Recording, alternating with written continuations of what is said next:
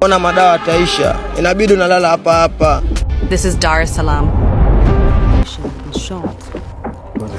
Ladies and gentlemen, welcome to Dar es Salaam City. Na wanakuja wanasema bwana, mimi nataka kuuza figo. Zamartaba.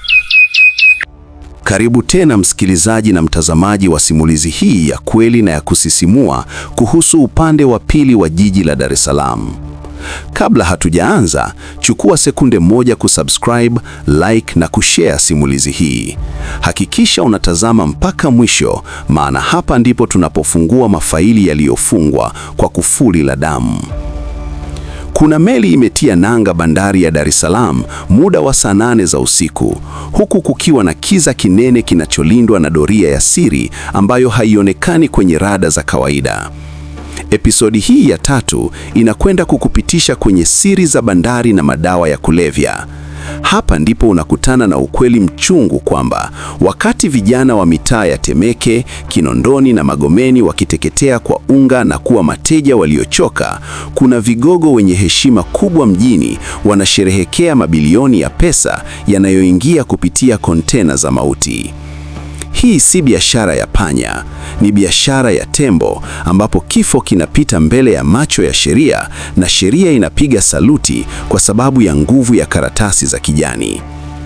Kabla hatujafika mbali, kwa yeyote anayeguswa na juhudi hizi za kusema ukweli huu mchungu, unaweza kuchangia chochote kupitia namba ya M-Pesa 0763003750. Michango yako inakwenda kusaidia watoto mayatima watatu ninaowalea, na malengo ni kuwafikia wengi zaidi kupitia mapato ya simulizi hizi. Asante kwa moyo wako wa upendo. Bandari ya Dar es Salaam ni lango kuu la uchumi wa nchi, lakini ni lango kuu la siri za mauti kwa vijana wa jiji hili. Kuna mbinu inaitwa the ghost clearance. Huu ni utaratibu ambapo kontena linaingia likiwa na maelezo ya kuwa na vifaa vya ujenzi au nguo za mitumba, lakini ndani yake kuna mifuko ya siri yenye unga mweupe wenye thamani ya mabilioni. Inasemekana kuna muda maalum, mara nyingi kuanzia saa 9 hadi saa 11 alfajiri, ambapo mifumo ya ukaguzi ya baadhi ya mashine za skana inazimwa kwa makusudi kwa dakika 15 tu. Dakika 15 hizo zinatosha kupitisha kifo kitakachomaliza vizazi vya Watanzania. Kuna kisa cha kusikitisha cha mfanyakazi mmoja wa bandari aliyegundua kuwa kuna kontena lilikuwa linatolewa bila kufuata taratibu za forodha. Alijaribu kutoa taarifa kwa bosi wake wa juu.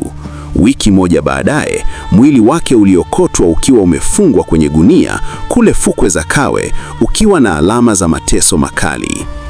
Ujumbe ulikuwa wazi: kwenye biashara hii, ulimi wako ndio kaburi lako.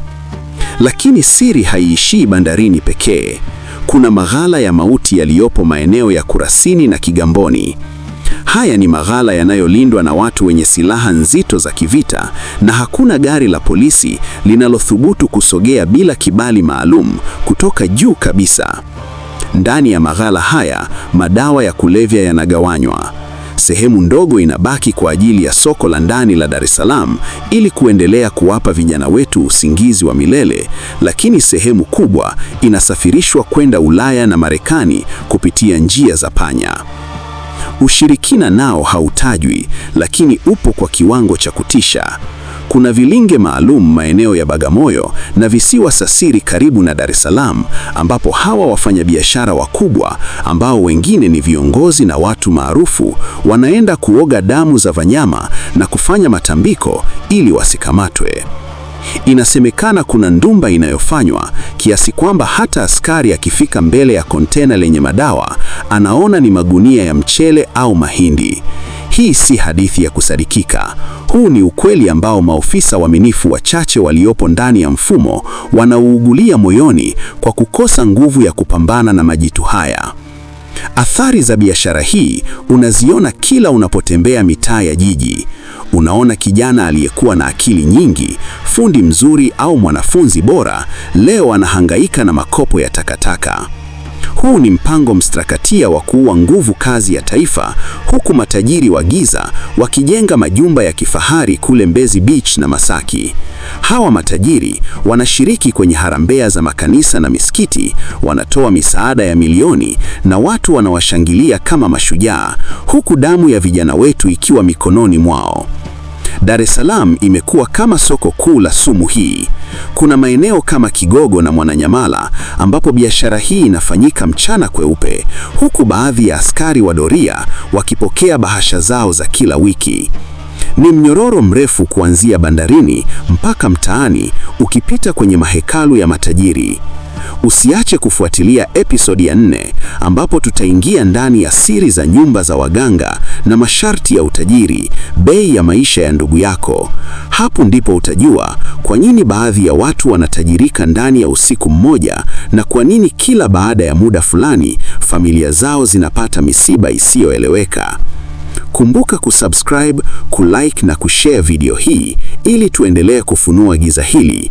Kama unaguswa kusaidia watoto mayatima ninaowalea, namba ni M-Pesa 0763003750. Michango yako inakwenda kusaidia watoto mayatima watatu ninaowalea, na malengo ni kuwafikia wengi zaidi kupitia mapato ya simulizi hizi. Asante kwa moyo wako wa upendo. Haya madawa nani kayaleta? Sana nani kayaleta madawa? Ili kutuzalisha, kutufanya vipi, tufikiri vipi? Kuna vipi? Wallahi bi rasulillah. Zamartaba.